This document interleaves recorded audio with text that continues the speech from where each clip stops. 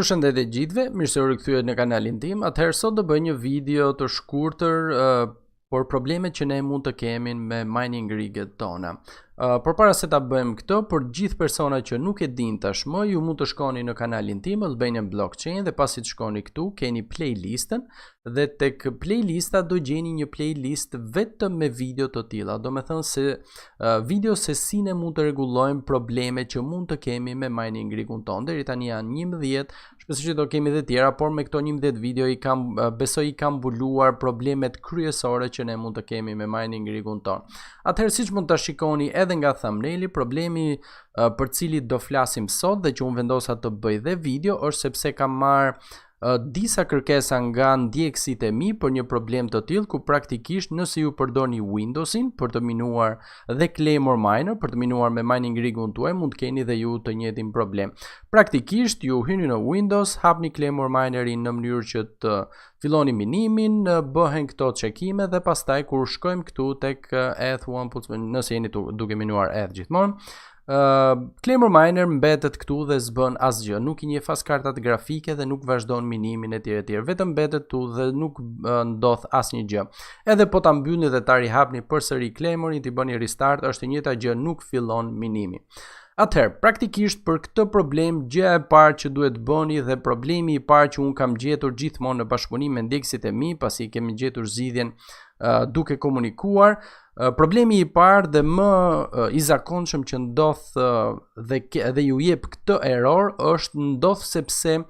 mund të keni probleme me kablot e korrentit ose kablot e energjisë që të cilët furnizojnë kartat tuaj, riserat etj etj. Kështu që gjëja e parë që duhet bëni nëse keni këtë problem është të fikni mining rigun tuaj dhe të filloni të kontrolloni të gjithë kablot e energjisë ose kablot e korrentit që ka mining rigu juaj. Të para që mund të kontrolloni pa lëvizur asgjë janë kablot që furnizojnë riserat, që besoj shumica janë me serial ATA dhe janë ato që digjen ose shkrihen të parët, kështu që duhet i kontrolloni ato një me kujdes, sepse ndonjëra prej tyre mund të jetë djegur ose mund të jetë shkrirë. Por që të jeni 100% të sigurt, unë ju rekomandoj sidomos nëse keni një blok ushqimi ose PSU modular, do me thënë që hiqen kablot totalisht, ju këshilloj që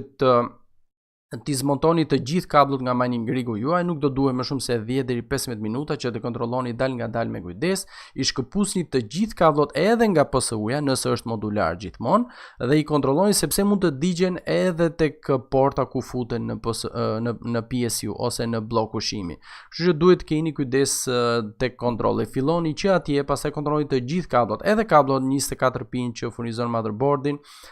po ashtu edhe kablot e tjera që furnizojnë riserat dhe kartat grafike. Por në radhë kronologjike, të parat që mund të digjen janë ato që furnizojnë riserat, pastaj janë, domethënë kablot që vijnë nga PSU-ja që lidhen me riserat, pastaj janë kablot që mund shkojnë dhe futet tek riseri, mund të jetë serialata, mund të jetë paralelata, mund të jetë PCI Express me 6 pine, është e njëjta gjë, të gjitha mund të digjen ose mund të shkrihen, kështu që duhet i kontrolloni me kujdes. Pastaj në radhë vinë kablot PCI Express të cilat furnizojnë kartat tona grafike që bëjnë mining, sidomos nëse keni extension dhe jo kablo që vin direkt nga bloku jon i ushqimit, duhet bëni shumë kujdes me to dhe t'i kontrolloni nëse ndonjëri prej tyre është djegur ose jo. Pasi ti keni kontrolluar të gjithë kablot e energjisë që ka mining rigu dhe të jeni të sigurt që asnjëri prej tyre nuk është i djegur ose nuk është i shkrirë, atëherë gjëja e dytë që duhet bëni dhe duhet kontrolloni janë riserat. Dhe gjëja më e mirë dhe më e shpejtë që mund të bëni është nëse keni një riser të ri, mund t'i provoni të gjithë kartat një nga një duke ju ndruar riserat ekzistues që kanë, sepse ato mund mos kenë asnjë shenjë djegje, asnjë shenjë ku tregon se janë prishur, por mund të ketë një fail dhe dhe prap mund të mos funksionojë. Kështu që gjëja e dytë pas kabllove që duhet bëni është të kontrolloni që edhe riserat të jenë të gjitha në punë. Nëse nuk keni në gjendje që t'i bëni ose nuk keni risera rezervë, atëherë ju këshilloj që t'i shkpusni të gjithë kartat grafike dhe të filloni një nga një t'i provoni të gjithë kartat me riserat përkatës dhe të shikoni nëse ndonjëra prej tyre nuk funksionon. Nëse edhe pas këtij hapi jeni të sigurt që edhe riserat janë në rregull dhe i keni provuar dhe arrini në pikën që njëra nga kartat grafike nuk punon, nuk rrotullohen fanet ose nuk punon me riser, mund ta ndroni slotin e asaj karte grafike, mund ta çoni në një riser tjetër që e dini të sigurt që karta grafike e mëparshme atë riser ishte e rregullt, do të thonë të ndroni vendet dhe të shikoni nëse është problemi i riserit ose është problemi i kartës grafike. Normalisht shpresoj që të mos jetë problemi i kartës grafike, është problemi i fundit që mund të ndodhë gjithsesi, sepse janë gjithë të tjera që thash më përpara, kavot, riserat, ndoshta edhe bloku ushqimit, po edhe rami, po ashtu kartat grafike mund të jenë të fundit, por gjithsesi kjo varet, edhe kjo mund të jetë problem. Prandaj them që shkëputni të gjithë kartat grafike dhe provoni një nga një në mënyrë që të jeni të sigurt nëse e ka problemin kablo, nëse ka problemi riseri ose karta grafike. Nëse arrini në fazën që mendoni që e ka karta grafike problemi, gjëja e fundit që mund të bëni që të jeni 100% i sigurt nëse e ka karta grafike problemi, atëherë është që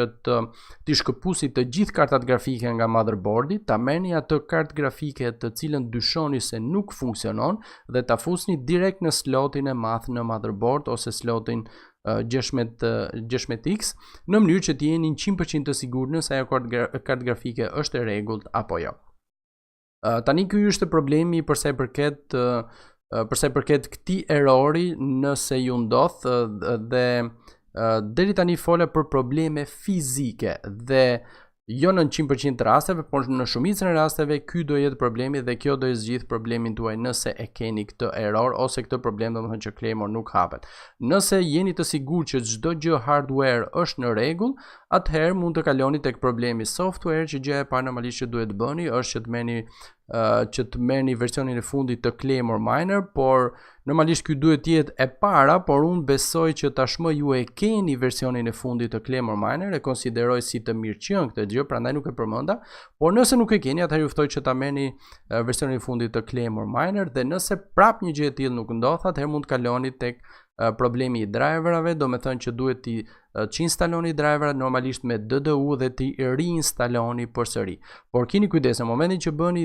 dezinstalim dhe riinstalim të driverave, duhet keni parasysh që duhet keni të çaktivizuar dhe të mbyllur çdo program me cilin ju bëni overclock kartat grafike tuaja. Ndoshta disa prej jush mund të thonë që nuk ka lidhje, por